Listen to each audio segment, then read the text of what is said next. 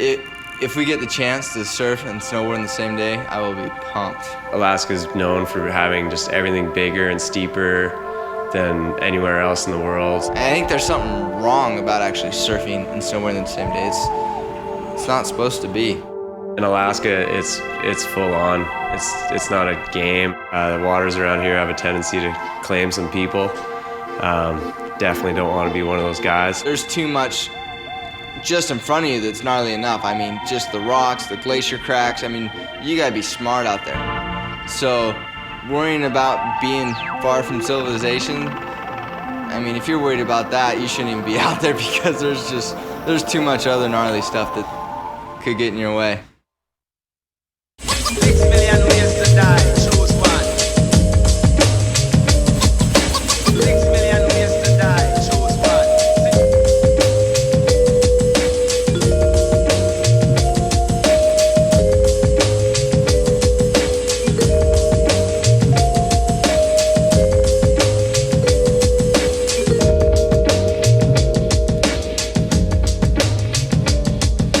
Don't stop, don't stop, don't stop.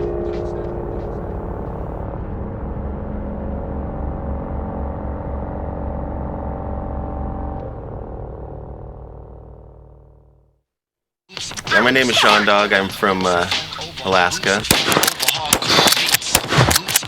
I was born and raised here. A gun is one of the most important pieces of equipment you can bring, because you're going to find yourself in situations, if you're out here enough, where you'll have to eventually deal with a bear. I love taking people out into the mountains. That's what got us here in Yakutat. There's some great mountains here. The spines you guys are standing on top of are absolutely beautiful. That was steep!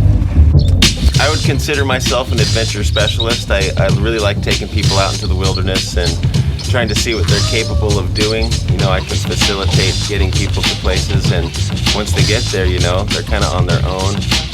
All right, here in Yakutat this week we have Justin Lamoureux and Andy Finch. We're gonna take these guys out and do some surfing, some snowboarding, and a bunch of other crazy Alaskan type adventure. And we are gonna see what these guys are capable of.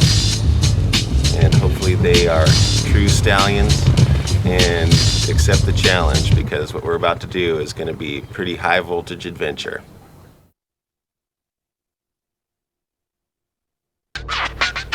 Surfing in Alaska is not for everybody. I mean, this place is pretty burly. The water's cold, and you know, some of these surf breaks can get pretty big and out of control. One break in particular that we like to surf is called the Graveyard.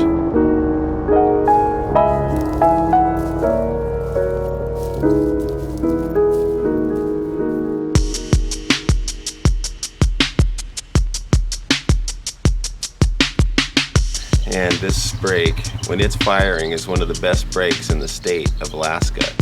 The point's probably one of the sketchiest places because of the rocks and because of the current. And you know, it's coming in from around the point, so yeah, I'd say that's definitely the sketchiest place.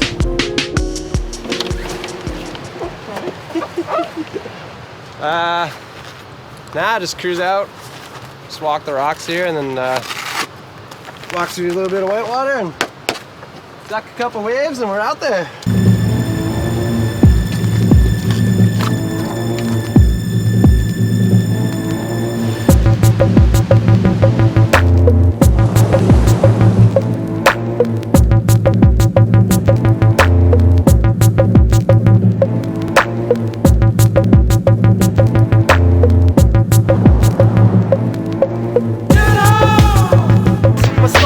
Bounce, rock, roller skate. Get out!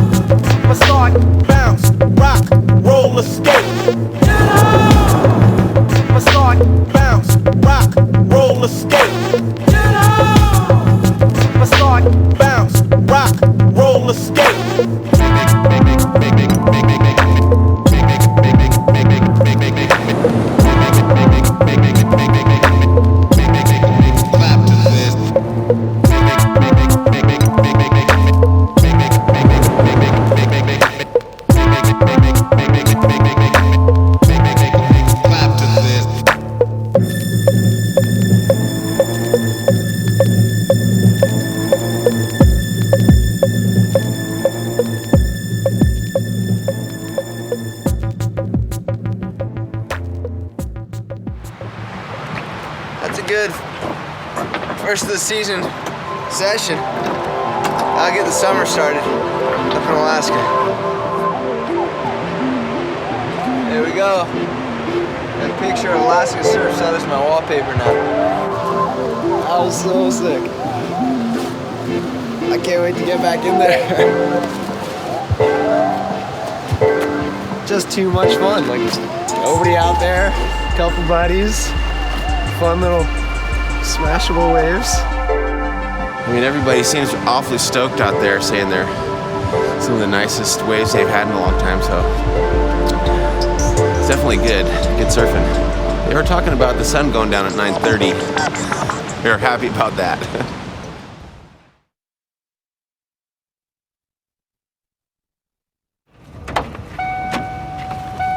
Yeah, man. Crap, look at you.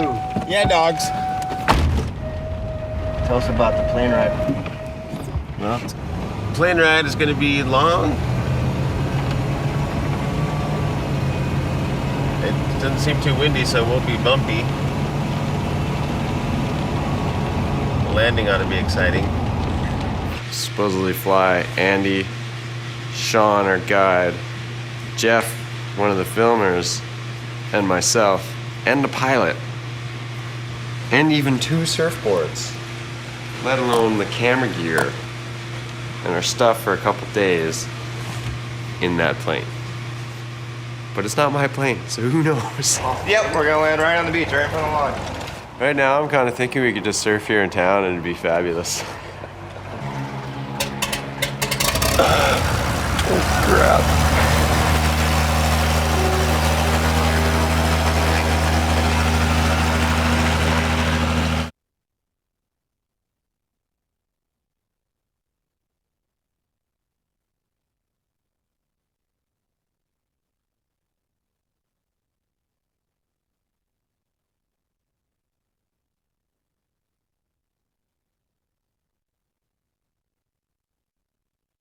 Right now, we are gonna take a trip up to Icy Bay and surf a point called Point Ryu. I've spotted it out of the plane. Yeah, to go check out Icy Bay, and first thing you think of is a bunch of ice floating around in the bay. Well, sure enough, as we fly in, you can see all these big ice cubes the size of ships floating around out there. And I don't think anybody has ever surfed there. The wave is pretty awesome, and Justin and Andy are gonna surf an unridden wave, and I think that's a pretty neat thing in the world of surfing. We flew in on Yakutat Coastal Airlines and had these great oversized tires that were real soft, and he was able to land right on the beach. Pretty bad weather when we rolled in, but still you could see the amazing mountains, the coastline. Due to the bad weather, we were kind of waiting for it to clean up a little so we could go surf.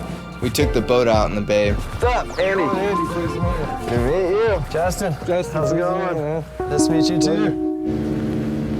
We decided to go see why Icy Bay was Icy Bay. Went and saw the glaciers that are giving it its name. Andy and I actually jumped on one of the icebergs, hung out there for a little while, check it out.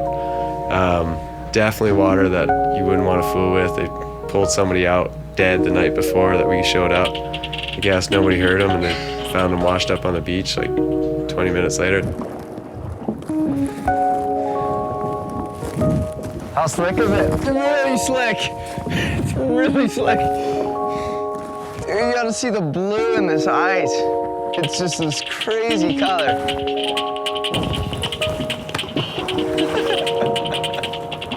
I'm gonna give Jack a call and yak at you guys and see what he has to say about the surf this afternoon. So you expect to surf the build by late this evening? Right on, that sounds good. We'll check in with you later and give you a report, okay? Okay, thanks a lot, Jack. Have a good one. Okay, later. We're either gonna go check out some surf, see if there's anything to ride.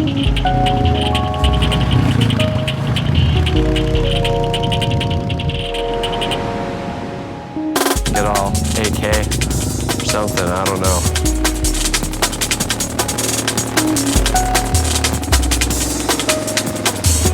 Air temperature was way lower than the day before, and our wetsuits were a little wet. So So we were super cold by the time we even got down to the beach. I've never heard of anybody surfing here, so these guys could be getting a first time ever on a surf break in Alaska. As it was to us, we had it about head high, peaky beach break, offshore, strong offshore winds that were just ripping off the glaciers. God, it's so cold right now. You think the water's warm? I think it's way warmer up here. butt cold up here. Yeah. Well, I'll build you guys a fire Where? right here. That'd be awesome. Dude, get it going before I even go out. It'll be raging. There's probably gonna be a little current on the inside here, down there, I think. Yeah. And then once you punch through, I think you'll be good. So I think, I don't know, we'll be all right. Probably have to take a couple on the head.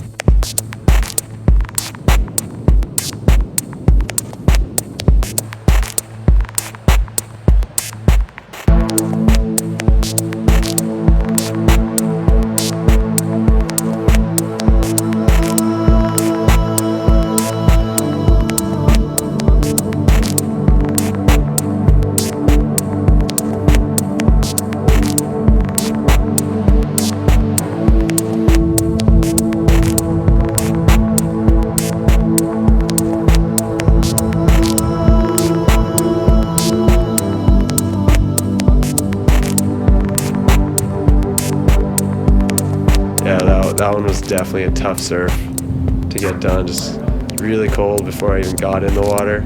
Kind of warmed up while I was in there, but I just did a few laps and it was really difficult to stay in place on the beach break, to just fighting the current to even catch the good waves that we're rolling through.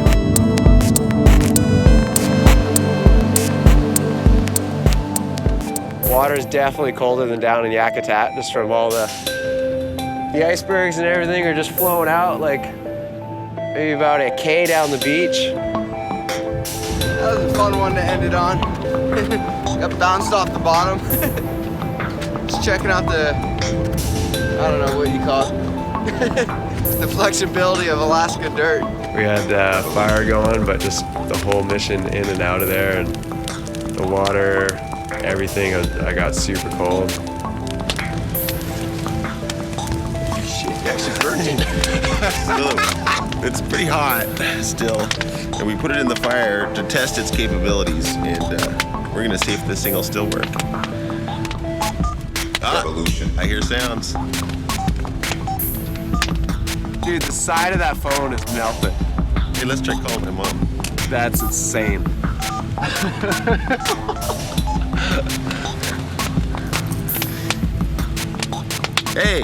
Hey mom, it's me, Sean Dog.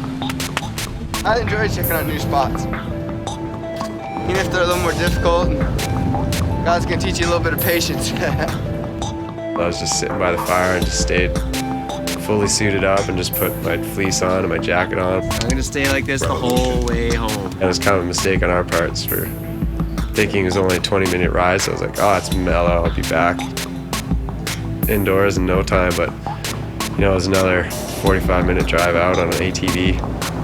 I'd wanted to get out of there because I was, starting to shiver and clack my teeth and stuff. I was definitely hitting hypothermia sort of stage.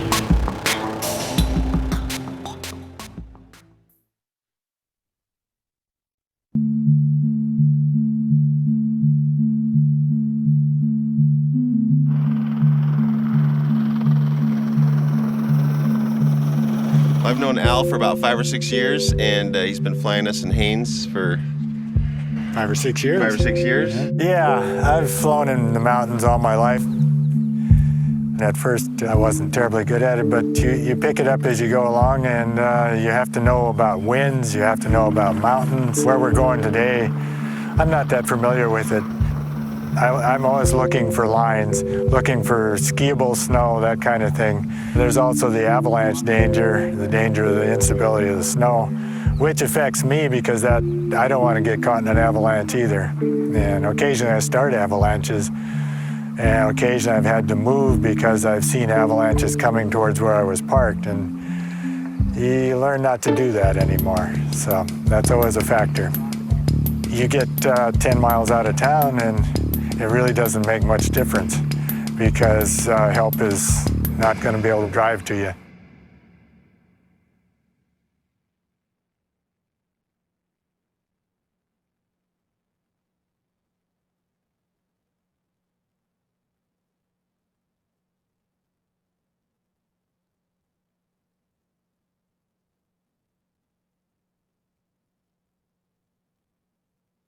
Alaska is one of the most remote places on Earth, and it's important to treat it with respect because it can take your life.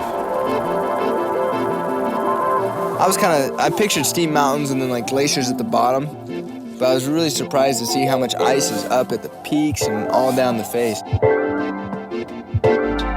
Avalanches are killers. I've lost a lot of friends to avalanches.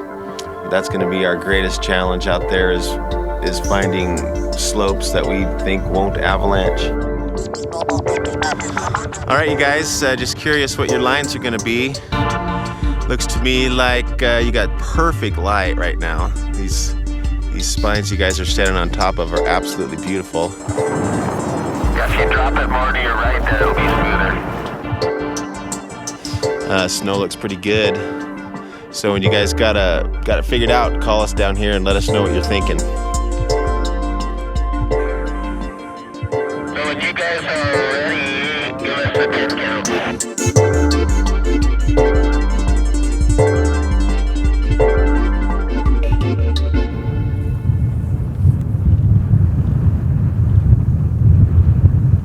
All right, 3, 2, 1, drop it.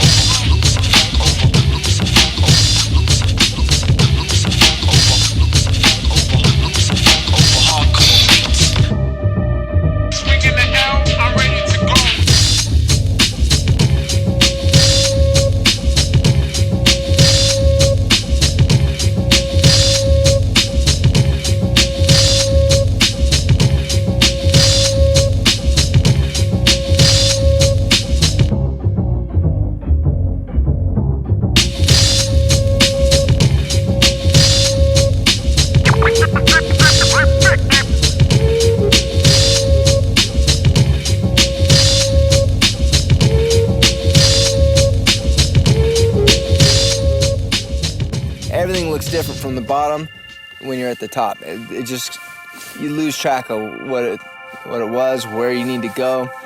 So what you do is take a picture. We got these phones, we can take a picture, and we can actually see the line we need, and we take a point of reference, whether it's a wind lip or a rock, and go, okay, that's the top of that. I'm gonna enter off to the left or the right. That's how you're able to pick your line through the picture that you took while you're in the heli or down below. Smoother.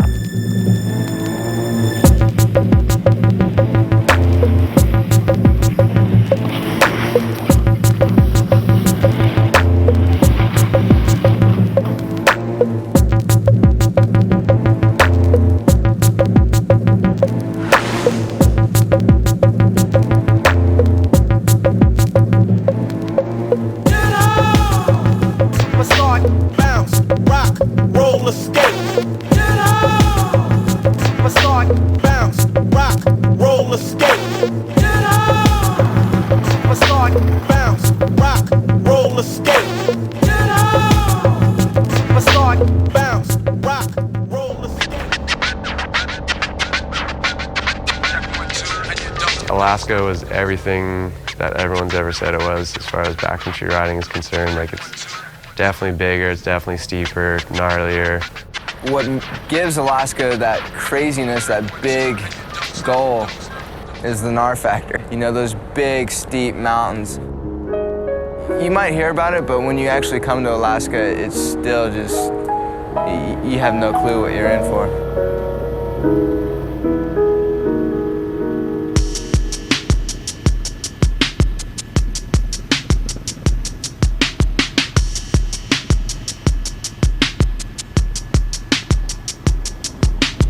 I knew afterwards we were still gonna get some surfing in.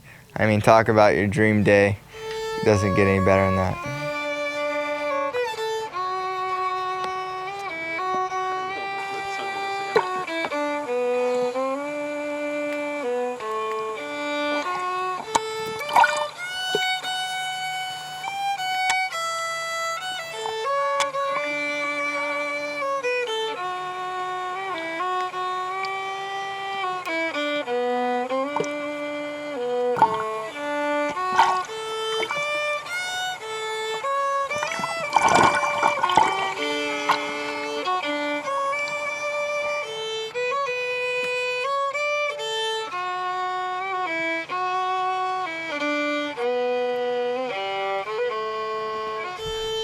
Well, every time you set foot out into the wilderness in Alaska, there's a chance that everything can go wrong.